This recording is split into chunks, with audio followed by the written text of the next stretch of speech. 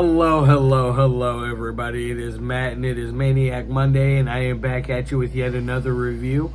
Before I roll on to any of that, I want to wish each and every one of you a great morning, evening, dawn, day, or dusk, all that lovely stuff, because life really is too short as is. Do me a really huge favor and like, share, and subscribe. I know I'm here an awful lot, but I have an awful lot on my plate to review. And one last little tidbit of information. Check out the description box. I give you a bigger bite of every single movie of every single day. I give you a brief synopsis, which I didn't write today's synopsis. I am not a writer, I am a talker. I give you your starring cast, your director, runtime of the cut I am watching, along with a link for a trailer.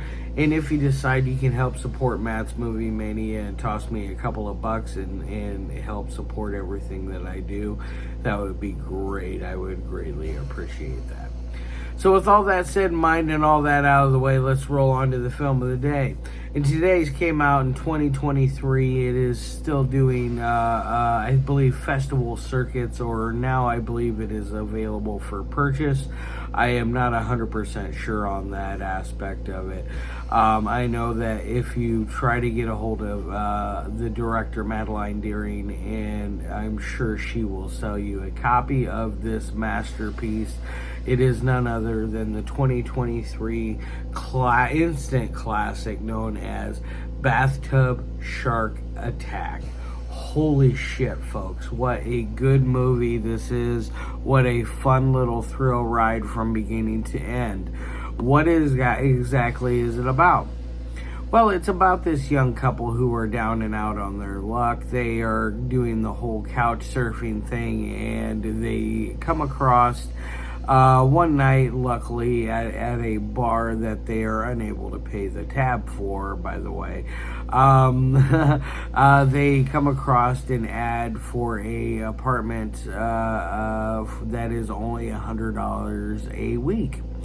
Hell of a deal. You gotta wonder right away what kind of a neighborhood it is in and what kind of shape the building is in with today's economy. Now, they go there, and it is owned and run by none other than the very lovely Lynn Lowry, who we should all know from The Crazies, I Drink Your Blood, yes, I Drink Your Blood, and other films that she has done along the way. But those two are like the two mainstays that I know her from. Anyways, Lynn Lowry owns and runs this apartment complex that has a bar in the lower level of the building. Her and her daughter are basically the ones that are running it. Let's just say that. And so this young couple decides that they are going to take the room. They take the very last room that is available, room number 10, and they find out that later on that the neighbor in room number 9 had disappeared a year earlier, which you get a very lovely scene to start out the movie with her disappearance, where the shark comes out of the bathtub and it attacks her, and in all glorious fashion. It is just everything that I was hoping it would be, and then some. This movie is an absolute blast. I can't say anything negative or wrong about it. Now, all the while, Chad and I forget what the girl's name is. They are this young couple. They are staying there. The female is becoming more and more obsessed with taking baths. Now, granted, they've been together for 6 years, and they have yet to consummate their relationship.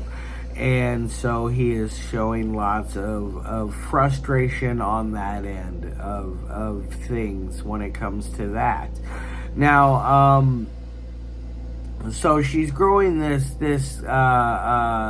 urge to constantly take baths when she was a shower person beforehand. So leads you into this new story of Dakwaka, who is a god, shark god that happens to live in the plumbing of this building.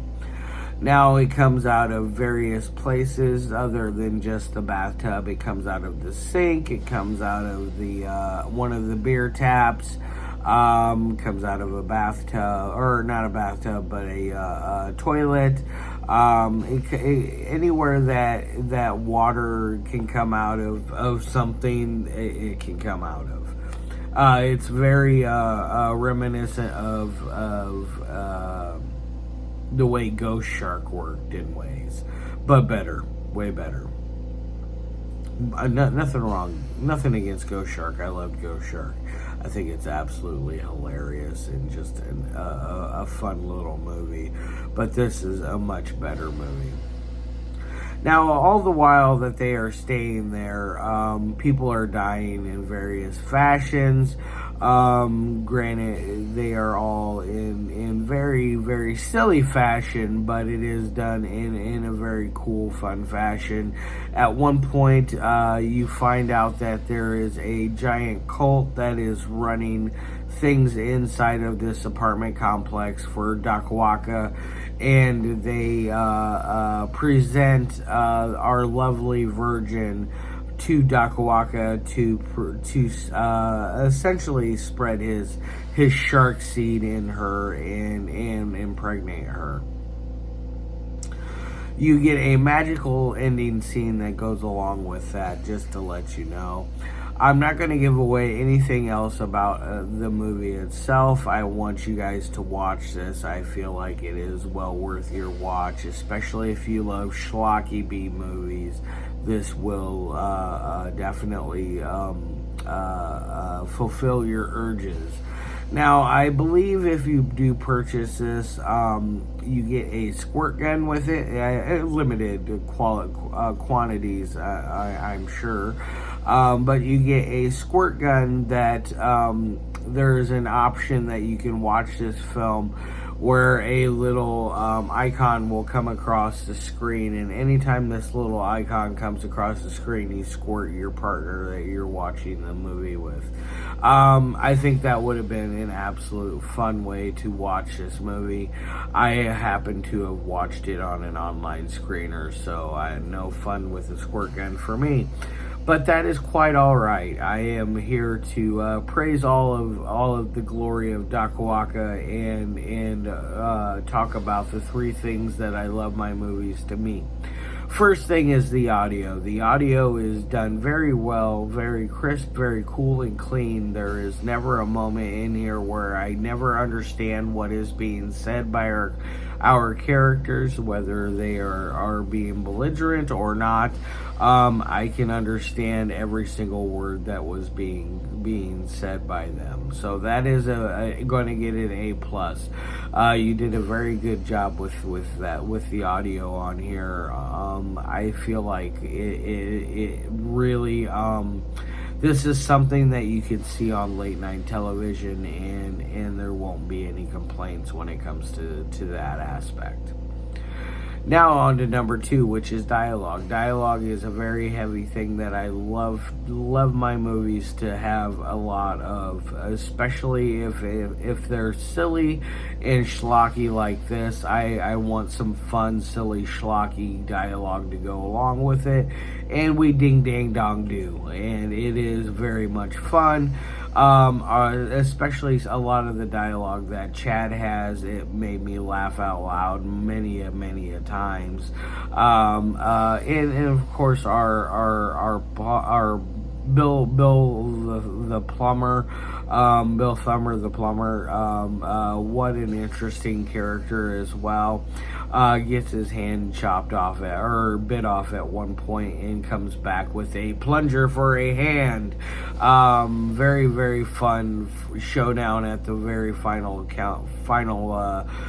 scene of this film, or final act of this film, I should say, not final scene, but the final act has a great showdown between both our plumber, our virgin, and the cult that is left what is left in its wake. It is very fun, very cool. Sorry, I was about to cough there. So it's going to get an A+ on the dialogue aspect, because there is very fun dialogue in here that I really, really enjoyed. Now on to the third and final thing that I like my movies to meet, and that is editing.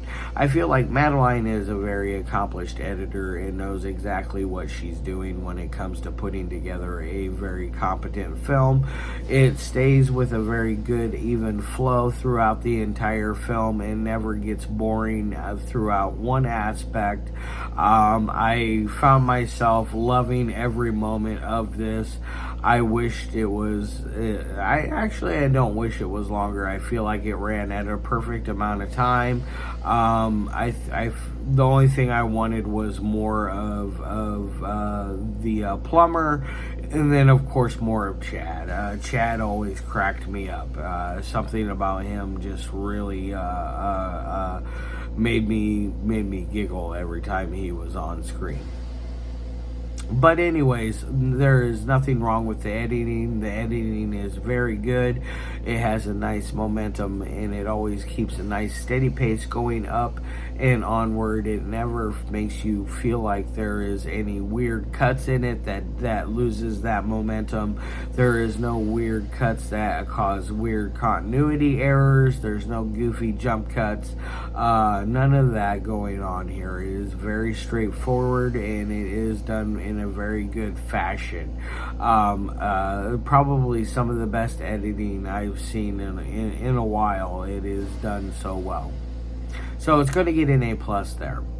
Now on to my final score of 1 through 5. I'm going to give this thing a 4.5 out of 5. It is almost a 5.0 in my opinion. It's more like a 4.99999 out of 5. It is just about there. I feel like Madeline is a very good director. I've seen this in Spirit Animal. I am very much looking forward to, I believe her next feature is going to be called Alan, if memory serves me correctly. I'm very much looking forward to that. I'm curious to see what she will bring to the plate with that story. Now, I hope that all of you guys go out and check out some of Madeline's films. Check out Spirit Animal. Check out Bathtub Shark Attack. They are both absolutely fun and well worth your watch. As a matter of fact, I used to have a Spirit Animal poster up above my shoulder at the old house, but I have not put up any posters here at the new house yet. Eventually, I'll get there. But anyways, I hope all of you guys have a fantastic rest of your day, and I'll see you on Wednesday with yet another review. I hope that all of you guys have all of the run out and check out this movie as well. All right, guys, love your faces, and as always, peace.